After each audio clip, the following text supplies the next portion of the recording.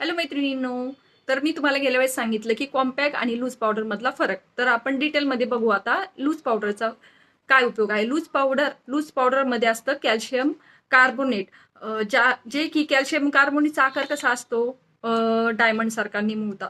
त्यामुळे काय होतं, पोर्स मध्ये जाऊन बसतो तो छानपैकी. असं पोर्स असले ना आपले चेहऱ्याचे, की त्याच्यामध्ये छान जाऊन बसतो. त्याच्यामुळे आपला मेकअप छान सेट होतो आणि चमक मारायला लागतो. कारण एकदम फाईन असते ही पावडर, एकदम हे बघा.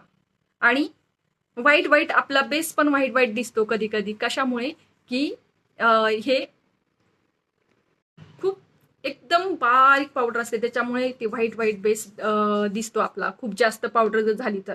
त्यामुळे मेकअप सेट करायचा असेल तुम्हाला, तर तुम्हाला लूज पावडरच वापरावी लागेल. कारण आपण लिक्विड प्रोडक्ट वापरतो आणि त्याला सेट करण्यासाठी आपल्याला लूज पावडर लागणार. कॉम्पॅक्टनी आपला मेकअप सेट नाही होणार, लूज पावडरने सेट होणार. त्याच्यामुळे तिथे आपल्याला लूज पावडरच वापरायचे आहे.